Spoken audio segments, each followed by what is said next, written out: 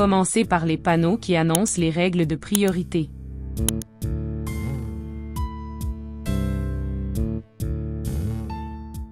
Tout d'abord, on a le stop.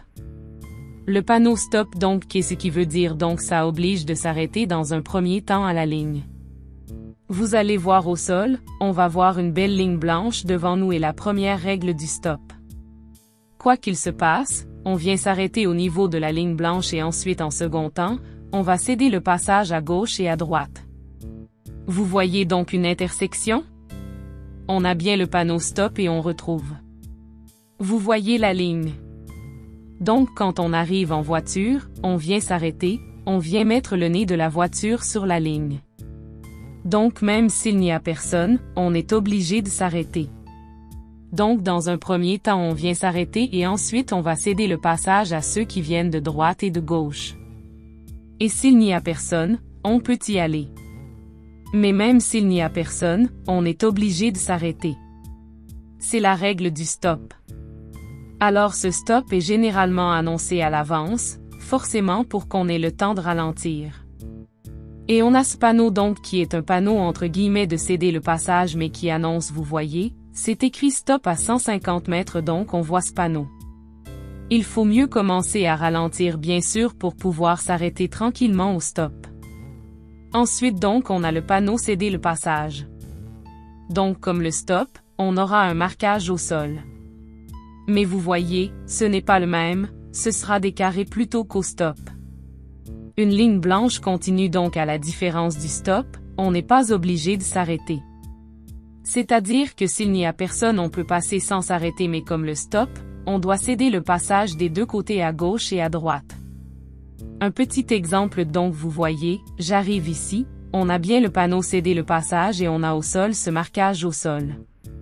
Vous voyez avec des carrés blancs, donc pour différencier forcément le marquage au sol du stop par rapport au céder, le passage.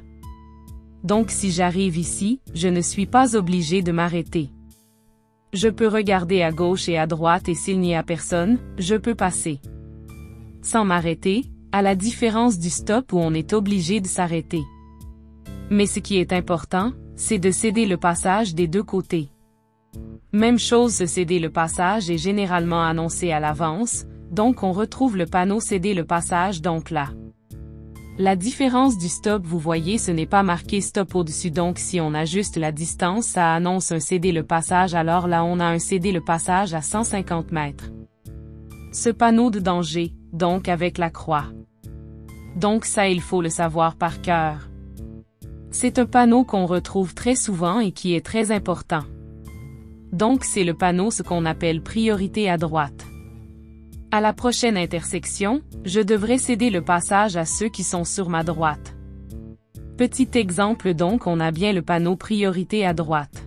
Donc c'est-à-dire que si j'arrive ici, je vais devoir céder le passage, laisser passer les personnes qui viennent de ma droite. Donc s'il y a quelqu'un, je m'arrête pour le laisser passer. Par contre, s'il n'y a personne, je ne regarde personne, je peux continuer sans m'arrêter.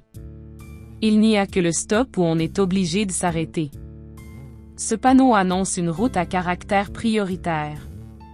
Qu'est-ce que ça veut dire?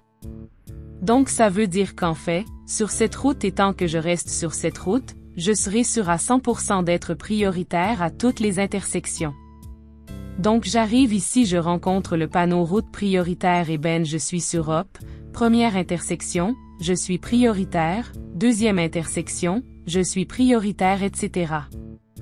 Tant qu'on reste bien sûr sur cette route et qu'on n'a pas le panneau barré de fin de route à caractère prioritaire. Par contre, si je change de route, vous voyez par exemple si je tourne à droite ici, je change de route. Donc peut-être que cette route n'est pas à caractère prioritaire. Vous voyez, il n'y a pas de panneau qui me le précise donc je ne sais pas. Donc ce panneau route à caractère prioritaire, on est prioritaire à toutes les intersections. Ce panneau de danger donc annonce une priorité. On va être prioritaire à la prochaine intersection, mais seulement pour une intersection. Donc c'est un peu le même principe que le panneau route à caractère prioritaire.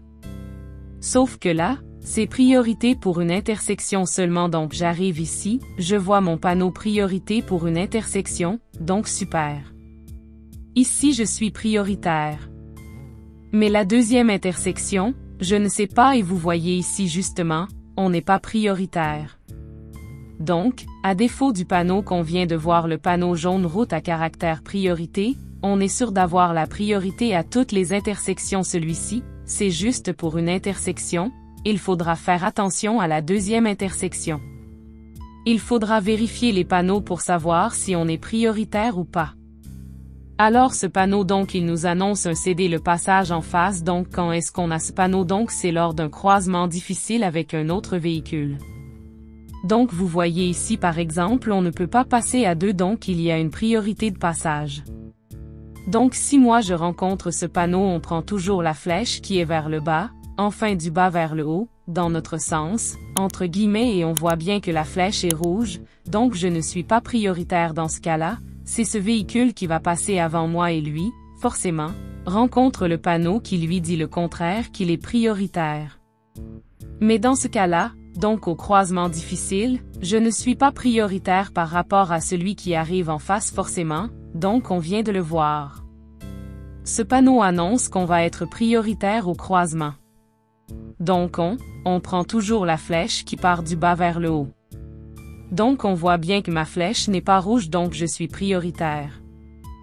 Donc voilà, si je suis ce véhicule, je rencontre bien le panneau qui me dit que je suis prioritaire à ce croisement. Donc c'est à moi de passer avant ce véhicule d'en face. Maintenant, on va voir les panneaux par rapport au sens de circulation. Donc ce panneau annonce le sens interdit, donc panneau très important. Il y a parfois des étudiants qui le confondent avec le stop. C'est un panneau donc sens interdit. Qu'est-ce que ça veut dire? Sens interdit, ça veut dire qu'il n'y a qu'un sens de circulation, et dans quel sens il est?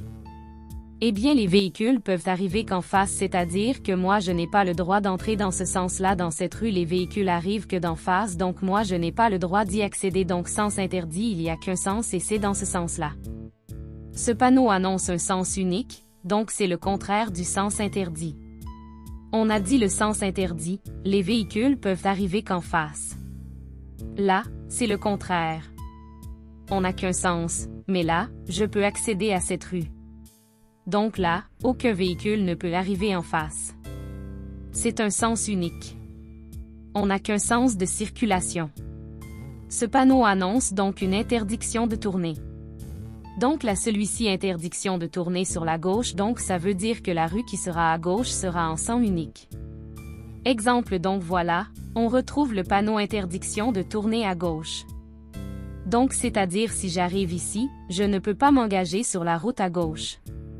Je suis obligé, dans cette intersection de tourner sur la droite, donc interdiction de tourner à gauche. Ici donc on a un panneau d'obligation, une obligation de tourner ici, de tourner à droite mon petit exemple, donc on a un stop mais surtout on a ce panneau qui va nous obliger à tourner à droite à la prochaine intersection. Donc quand j'arrive ici, je suis obligé de tourner à droite.